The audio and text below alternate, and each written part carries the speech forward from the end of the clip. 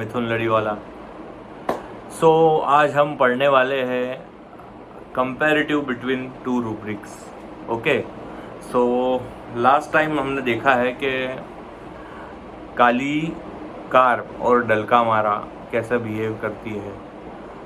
ये दोनों remedies basically हम एंट्री करते हैं, एक रूब्रिक्स है इम्पेशंस चिल्ड्रन अबाउट इस। ओके,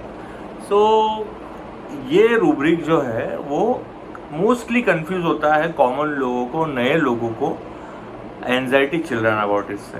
एंजाइटी चिल्ड्रन अबाउट इस कैसा लेंगे और इम्पेशंस चिल्ड्रन अबाउट इस कैसा लेंगे। ओके, ये ही HHF का मोटो है, ताकि हम लोग बेसिकली सारे न्यू कमर्स का जो HHF में एंट्री लिए हैं और जो अभी रूब्रिक्स पढ़ना चालू किए, तो पेशेंट में कैसा देखेंगे, कैसे उठाएंगे ये रूब्रिक, कैसा डिफरेंशिएट करेंगे रेमेडीज़ को इसके अंदर की, है ना।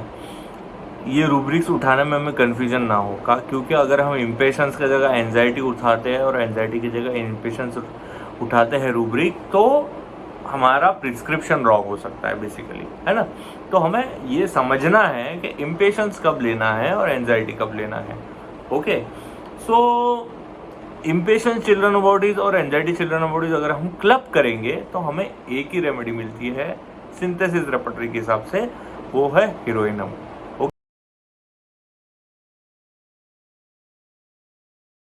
ओके, तो अभी हम ये वीडियो में हमें सिर्फ यही सीखना है कि इम्पेशंस रूब्रिक कैसा लेते हैं और एंजाइटी रूब्रिक कैसा लेते हैं। एंजाइटी में पेशेंट क्या बोलता है, इम्पेशंस में पेशेंट क्या बोलता है, उसका IPR क्या बोलता है ना, ये बहुत इम्पोर्टेंट। फॉर एग्जाम्पल, एंजाइटी और इम्पेशंस में हमें पहले मतलब समझना है कि एंजाइटी का मतलब क्या और इम्पेशंस का मतलब क्या। एंजाइटी में हमें हिंदी में अगर उसको कन्वर्ट करेंगे तो चिंता करते हुए दिखेगा, ना कि जिसके लिए चिंता कर रहा है उसको सताएगा, है ना। मतलब फॉर एग्जाम्पल IPR जो होता है वो सबसे इम्पोर्टेंट होता है। ऐसा राव सर का सबसे बड़ा इन्वेंशन था, ऐसा बोल सकते हैं हम, कि IPR के हिसाब से हमें जज करना है कि बाजू वाला पर्सन कौन है और जिसे हम प्रिस्क्राइब कर रहे हैं वो पेशेंट कौन हो सकता है, या ये पेशेंट के हिसाब से हम सोच सकते हैं कि इसका IPR मतलब इसके आसपास के लोग कौन हो सकते हैं, है ना। तो ये सबसे बड़ी खासियत है IPR के ऊपर पेशेंट का प्रिस्क्रिप्शन करने की। तो IPR इम्पेशंस चिल्ड्रन अबाउटीज में IPR बहुत परेशान होता है पेशेंट से। जो भी रेमेडीज इम्पेशेंट चिल्ड्रन अबाउटीज में है उनसे IPR परेशान होता है। फॉर एग्जाम्पल, अगर चिल्ड्रन अबाउटीज में है तो मोस्टली हमें मदर ही मिलती है, फादर भी हो सकते हैं, ठीक है। डोंट टेक इट, मतलब फिक्स नहीं चलना है हमें। तो मोस्टली मदर्स इम्पेशेंट होती है अपने बच्चों को लेके। तो ये बच्चे जो है ये परेशान हो सकते हैं अपनी मदर, ये बच्चे परेशान हो सकते हैं जो भी मदर्स इम्पेशेंट चिल्ड्रन अबाउटीज में या जो भी पेशेंट इम्पेशेंट चिल्ड्रन अबाउटीज में है उसके वजह से। पर एंजाइटी चिल्ड्रन अबाउटीज वाली रेमेडीज के वजह से IPR परेशान नहीं होता है मोस्टली, है ना। क्यों? क्योंकि अगर मदर सपोज चिंता कर रही है अपने बच्चे की, बहुत चिंता कर रही है, लेकिन इससे बच्चा परेशान नहीं होगा, इससे मदर ही खुद परेशान रहेगी, है ना। बट इम्पेशेंट चिल्ड्रन अबाउटीज में IPR परेशान हो जाता है पेशेंट के इम्पेशेंट बिहेवियर की वजह से। IPR भी जो होता है वो भी अपने कॉन्स्टिट्यूशन के हिसाब से सामने वाले को रिएक्ट करता है ना। तो सपोज काली कार्प मदर है, ठीक है, और उसका IPR सपोज नक्स वोमिका है, उसका चिल्ड्रन जिसके लिए वो चिंता कर रही है वो नक्स वोमिका है, कोई ऐसी इरिटेबल रेमेडी है या कोई ऐसी रेमेडी है जो डिस्टर्ब अवर्जन टू बीइंग में है ना। तो सामने वाला कितना परेशान हो जाएगा इस काली कार्प के वजह से, जो कि इतनी इम्पेशेंट है अपने बच्चे को लेकर, है ना। तो जैसे काली कार्प हमें मालूम है कि fear of alone of being में है ना, और वो अकेले नहीं रह सकती, उसको कंपनी डिजायर फॉर है। अलोन व्हेन एग्रेवेशन में भी है, बट फिर भी कंपनी चाहिए काली कार्प को। काली कार्प का बेसिक ही फील है कि कंपनी सपोर्ट चाहिए, वो उसको ये इनसिक्योरिटी इनसिक्योरिटी नहीं बोलेंगे, उसको ऐसा लगता है कि नहीं ये बच्चा मेरे साथ रहना चाहिए। मैंने आपको लास्ट वीडियो में काली कार्प के पेशेंट के बारे में बताया था, ठीक है। तो काली कार्प कैसा बिहेव करेगी, फॉर एग्जांपल बता दूँ, एक मेरी पेशेंट थी काली कार्प मदर, ठीक है। तो उसका बच्चा हमेशा बाहर रहता था, तो जब भी वो घर पे आता था ना, वो पहले तो बाहर रहता था तो उसकी बहुत चिंता करती थी, दिन में 4 बार फ़ोन करने का, 3 बार फ़ोन करने का, खाने के टाइम पे फ़ोन करने का, तूने खाना खाया कि नहीं। अब ये मदर 54 प्लस, तो उसका बेटा कम से कम 20, 22, 25 का होगा, है ना। तो उसको तो ये समझता है कि कब खाना चाहिए, क्या खाना चाहिए, है ना। तो ये अपनी उम्र के हिसाब से समझदार है, पर फिर भी काली कार्प मदर या इम्पेशेंट चिल्ड्रन अबाउट इज वाली रेमेडीज सामने वाले जो उसका चिल्ड्रन है उसके लिए इतनी इम्पेशेंट रहती है कि उसको हमेशा चिंता बनी रहती है कि ये क्या कर रहा होगा, कैसे कर रहा होगा। तो वो वहाँ पहुँच जाती है। कैसे पहुँचेंगी, या तो खुद पहुँच जाएंगी या तो फ़ोन से पहुँच जाएंगी, है ना, पता करवाती रहेंगी वो क्या कर रहा है सामने वाला बंदा। तो ये जब बंदा बहुत दिनों बाद छुट्टी से घर पे आता है, तो जो इम्पेशेंट वाली जो मदर्स रहती है वो बाजू में बैठ के खाना खिलाती है, ठीक है। वो बोलेगी ये ले एक और रोटी खा, एक और रोटी खा, और लाओ और लाओ और लाओ, ये भी खाएगा, वो भी खाएगा, ये भी खाएगा, ये बराबर खा, तूने 2 ही रोटी खाए। अरे भाई उसको समझता है कि कितनी रोटी खाना चाहिए, है ना, बड़ा हो गया वो अभी। तो यही इम्पॉर्टेंट है कि इम्पेशेंट चिल्ड्रन अबाउट इज वाली रेमेडीज मोस्टली को लगता है कि जो मेरा चिल्ड्रन है उसे समझता नहीं है, या वो अपना ख्याल नहीं रख सकता, या वो अभी भी बड़ा नहीं हुआ है। ओके, मैं ये वीडियो के फ्रंट पेज में एक फ़ोटो डालने वाला हूँ मैं, उसको आप ध्यान से चेक करेंगे कि एक मुर्गी अंडे पे बैठी हुई है, उसके बाद मुर्गी छोटे बच्चे पे बैठी हुई है, उसके बाद मुर्गी एक फुल ग्रोन मुर्गी के ऊपर बैठी हुई है ना। इसका मतलब क्या, इसको आप ध्यान से समझिए तो आप समझ जाओगे इम्पेशेंट चिल्ड्रन अबाउट इस क्या है। वो बच्चा बड़ा होते जा रहा है, होते जा रहा है। अंडे में निकला तब भी उसकी ख्याल रखिए, बड़ा बच्चा है तब भी ख्याल रखिए, बड़ा हो गया तब भी उसी तरीके से ख्याल रख रही जैसा वो अंडा है ना। अरे भाई वो फूट गया है, उभार आ गया है, अब वो बड़ा हो गया है, वो मैच्योर हो गया है, वो अपना ख्याल रख सकता है। पर नहीं, इसको ऐसा लगता है कि नहीं वो नहीं, मुझे उसका ख्याल रखना है, मुझे उसको देखना है। ये आउट ऑफ कहीं ना कहीं सबके अलग अलग कारण है हर रेमेडी के, है ना। काली कार्प का अलग कारण है, डेल्कामर का अलग कारण है, मस्काडोमस्टी का अलग कारण है, हीरोइनम का अलग कारण है ना। तो ये हमें समझना है कि जब हम इम्पेशेंट चिल्ड्रन अबाउट लेते हैं रूब्रिक हमारे केसेस में, तो हमें ये कंफर्म करना है कि IPR सपोज हमें अगर चांस नहीं मिलता है तो ठीक है, हम डायरेक्ट पेशेंट को क्वेश्चन पूछ सकते हैं कि आपके इस हरकतों से या इस व्यवहार से आपका बच्चा या आप जिसका केयर टेकिंग कर रहे हो परेशान हो जाता है क्या, या खुद ब खुद बाजू वाला जो उसके साथ रहेगा बाय स्टैंडर पेशेंट के साथ वो खुद बता देगा। मम्मी इतना परेशान कर देती है ना सर, क्या बताऊँ मैं, इतनी बार फ़ोन करती है कि मैं चिढ़ जाता हूँ। मैं कई बार मीटिंग्स में होता हूँ, ऑफिस में होता हूँ, नहीं तो भी तू बोल तूने खाया कि नहीं खाया, बराबर होता, हाँ खा लिया मम्मी, खा लिया मम्मी, हाँ। तो ये लेवल होता है। डेल्कामर के भी केस में मैंने आपको बताया था कि वो पेशेंट की क्या बोलते हैं बच्चा, वो पेशेंट का बच्चा आउट ऑफ स्टेशन रहता था, उसको हमेशा उसी की चिंता रहती थी। पर एंजाइटी चिल्ड्रन अबाउट इसमें ये चीज़ नहीं होती है। एंजाइटी चिल्ड्रन अबाउट इसमें जो भी मदर्स या फादर्स होते हैं या जो भी केयर टेकर्स होते हैं जो अपने बच्चों की चिंता करते हैं, या सो कॉल्ड बच्चों की, अगर बच्चे माँ बाप की चिंता कर रहे हैं ओल्ड एज में तो भी एंजाइटी चिल्ड्रन हम ले सकते हैं, क्योंकि अब माँ बाप चिल्ड्रन हो गए, ठीक है, और ये अभी उनका रिस्पॉन्सिबिलिटी लेते हैं। यहाँ पे भी हम एंजाइटी चिल्ड्रन ले सकते हैं। तो एंजाइटी चिल्ड्रन में बाजू वाले को कभी पता भी नहीं है, IPR जिसके लिए जो चिंता कर रहा है वो पर्सन, वो बंदा, वो रेमेडीज एंजाइटी चिल्ड्रन की, उसको खबर भी नहीं होगी कि ये इतनी चिंता करता है, ऐसा भी हो सकता है। या ये चिंताओं की वजह से वो इतना परेशान हो जाता है कि कई बार कुछ कुछ रेमेडीज बता देती कि मेरे को तेरी चिंता होती, मेरे को तेरी चिंता होती, मेरे को तेरी चिंता, ऐसा। तो अब इम्पेशंस का मतलब क्या और एंजाइटी का मतलब क्या, ठीक है। एंजाइटी में सिर्फ एक टेंशन रहेगा दिमाग में, एक चिंता रहेंगी दिमाग में, बट इम्पेशंस में क्या होता है ना, वो डिले सहन नहीं कर सकता, मतलब पेशेंस लॉस रहता है उसका, वो कोई भी चीज़ में डिले सहन नहीं कर सकता, ये इम्पोर्टेंट है। यानी तुरंत उसको पता होना चाहिए, हरी हेस्ट होता है, उसको तुरंत पता होना चाहिए कि हाँ मेरा बच्चा किधर है ना। 9 बजे का समय था, ये 9:05 पर कैसे है, अभी तक के नहीं आया, तो उसको तुरंत फ़ोन लगाएंगे।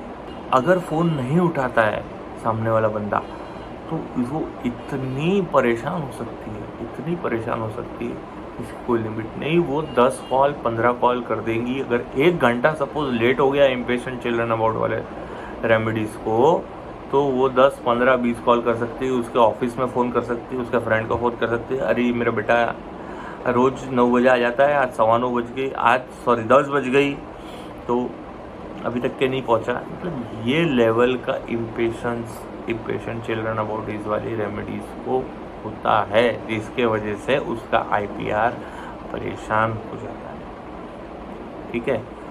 सो अब इम्पेशेंट चिल्ड्रन अबाउटिज़ में हम एंट्री अगर लेते हैं तो हमें डलका मारा और काली कार में कई बार कन्फ्यूजन हो सकता है, ओके। तो जैसे हमने देखा कि डलका मारा जो है एक काफ़ी अफेबल रेमेडी है। डलका मारा और काली कार में डिफरेंस है कि डलका, जब हमें इम्पेशेंट चिल्ड्रन अबाउटिज़ से एंट्री करते हैं हम, तो डलका और काली कार में अगर हमें कन्फ्यूजन होता है तो हम सिंपल वे से इसको रूल आउट कर सकते हैं।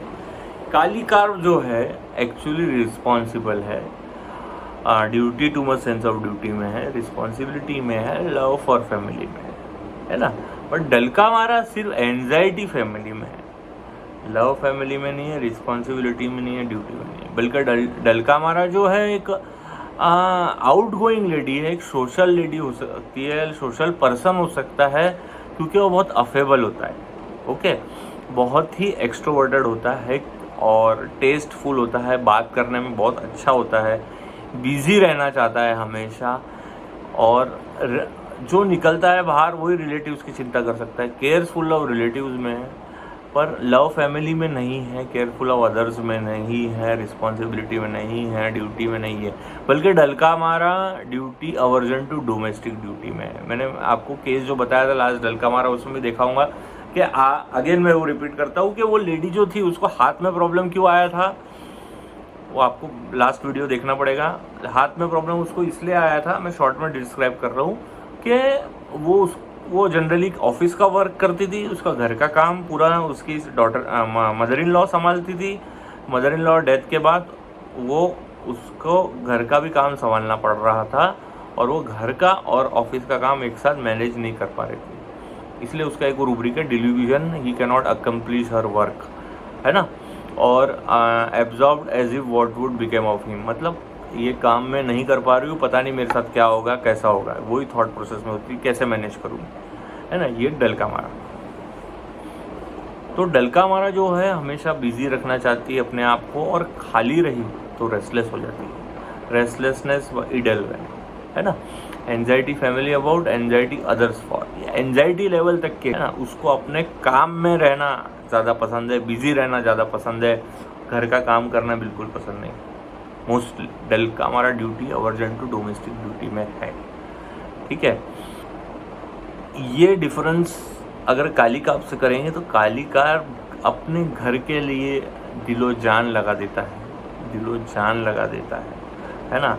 काली कार कई केसेस में अगर लेडी है तो वो खुद रिस्पॉन्सिबल रहती है, जहाँ हस्बैंड का पार्ट वीक है सपोज, या हस्बैंड कमाता नहीं है, या अगर हस्बैंड इमोशनली स्ट्रांग नहीं है, विल वीक है, तो काली कार स्टैंड होती है, खुद रिस्पॉन्सिबिलिटी लेती है अपने बच्चों की, अपने परिवार की, और सबको साथ में रखना चाहती है। और अगर उसका बच्चा जो वो लविंग चाइल्ड रहा, जो भी 4 में से 2 में से, जो उसको कोई ना कोई एक की कंपनी हमेशा चाहिए, हमेशा साथ में रखती है और वो बच्चे के लिए वो इम्पेशेंट होती है कि वो उससे दूर रहना चाहे। ये हमेशा याद रखिए। ओके, सो ये थे दोनों rubric, impatient children about is and anxiety children about is.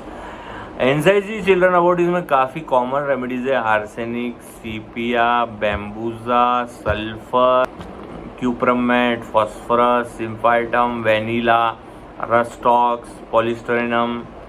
तो कैलकेरिया कार्प सबका अलग अलग क्या बोलते कारण है। एंजाइटी चिल्ड्रन हम देखेंगे कि एंजाइटी चिल्ड्रन में इनको क्यों चिंता होती है अपने बच्चों की, तो सबका अलग अलग वाय है। फॉर एग्जांपल आर्सेनिक का वाय जो है वो एक सेल्फिशनेस की वजह से है। Arsenic is a selfish remedy, उसे किसी न किसी की कंपनी चाहिए क्योंकि वो फियरफुल होता है और इनसिक्योर होता है। डलका हमारा भी इनसिक्योर होता है, इसलिए वो भी इम्पेशेंट में है ना। For aconite again out of fear, उसको कंपनी चाहिए, इसलिए उसको इतना डर होता है कुछ हो जाएगा मेरे बच्चे को, फियर में जीता है। ठीक है, फियर कांस्टेंट, ठीक है, उसमें एकोनाइट होता है। आर्सेनिक तो समझा दिया मैंने। Calcarea carp again, Calcarea carp love for family में, रिस्पॉन्सिबिलिटी में है, पर ये सब उसका जो है अगर बोलेंगे हम कि सब दिखावा होता है उसका। उसको कहीं ना कहीं इनसिक्योर फीलिंग होती है, सपोर्ट चाहिए रहता है उसको अपने बच्चे का। फिर आता है phosphorus, again love for family, very affectionate, है ना। फॉस्फोरस को हमें हमेशा डर होता है कि मेरे पेरेंट्स को कुछ हो जाएगा, उनकी है बच्चों को कुछ हो जाएगा, ये भी आउट ऑफ सेल्फिशनेस ही होता है ना। रस्टॉक्स जो होता है, रस्टॉक्स का केयर जो होता है वो बहुत जेन्युइन होता है, बहुत अच्छा बंदा होता है रस्टॉक्स। बट रस्टॉक्स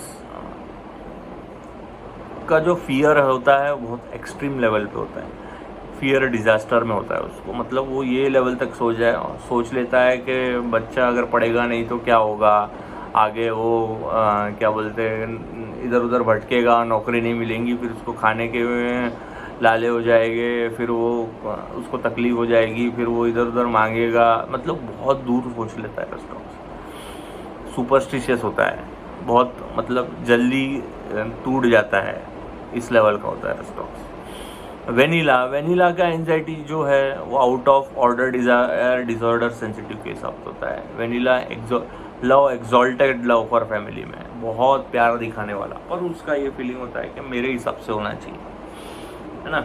उसको एंग्री रेमेडी है वेनिला, उसको बहुत जल्दी गुस्सा आ जाता है। उनको ये चिंता होती है कि एक्सट्रीम लेवल की चिंता हो जाती है। Element from care centre over loved ones, तो लव्ड वंस मोस्टली हम क्या देखते हैं कि बच्चे ही होते हैं माँ के लिए, पिताजी के लिए। लव्ड वंस बच्चे या फैमिली मेम्बर्स, तो उसमें बच्चे सबसे ज़्यादा होता है ना। उसका सोचने का नज़रिया मतलब बहुत दूर तक के सोचती है और बहुत ज़्यादा सोच लेती है, इसलिए बीमार होती है वेनिला एंजाइटी चिल्ड्रन अबाउटिज्म में। तो उसको हमेशा चाहिए अपने अपने हिसाब से, अपने ऑर्डर के हिसाब से। अगर वो नहीं होता है एंगर कॉन्ट्रडिक्शन में तो वो एंग्री हो जाती है, ये लेवल की होती है। तो काफ़ी सारी रेमेडीज़ है। कार्सिनोसिन है, और कार्सिनोसिन बहुत लविंग होती है, अपने बच्चों के लिए भी बहुत लविंग होती है। कार्सिनोसिन बहुत फियरफुल रेमेडी है, बहुत डर लगता है उसको कि मेरा बच्चा बीमार हो जाएगा तो क्या होगा, fear of health of loved ones में अगेन। तो वो डर इसलिए और बहुत एंजाइटी करती है कि उसको सर्दी हो गई, अरे उसको सर्दी हो गई, तुरंत डॉक्टर के पास ले जाना, है ना। तो हर छोटी छोटी चीज़ में बच्चे का ख्याल रखेंगी। ये एंजाइटी चिल्ड्रन अबाउट इसकी रेमेडीज़ हो गई, क्यों एंजाइटी चिल्ड्रन में है ना। एंजाइटी चिल्ड्रन वाले जो रेमेडीज़ होती है वो उनके वजह से IPR डिस्टर्ब नहीं होता, ये आपको याद रखना है। और इम्पेशेंट चिल्ड्रन अबाउट की रेमेडीज़ की वजह से IPR डिस्टर्ब रहता है, उसके आसपास वाले लोग चिड़चिड़े हो जाते हैं या इरिटेबल रहते हैं, एंग्री रहते हैं, ये आपको ध्यान रखना है। Okay, so thank you so much guys. Hope so आपको मेरा वीडियो पसंद आया हो। लाइक करिए, शेयर करिए, सब्सक्राइब करिए। थैंक्स टू एवरी होम्योपैथ्स जो मेरे वीडियो देख रहे हैं, कमेंट कर रहे हैं, जिनको मैं होप सो मेरे वीडियोस से आपको हेल्प मिल रही है कैसे सॉल्व करने में या रेमेडी समझने में या रूब्रिक समझने में। मैं पूरी आगे कोशिश करूँगा कि और कितना सिंपल मैं आप लोगों को दे पाऊँ और समझा पाऊँ। So thank you so much. मिलते हैं नेक्स्ट वीडियो में एक नए टॉपिक और रेमेडी के साथ। Bye bye guys.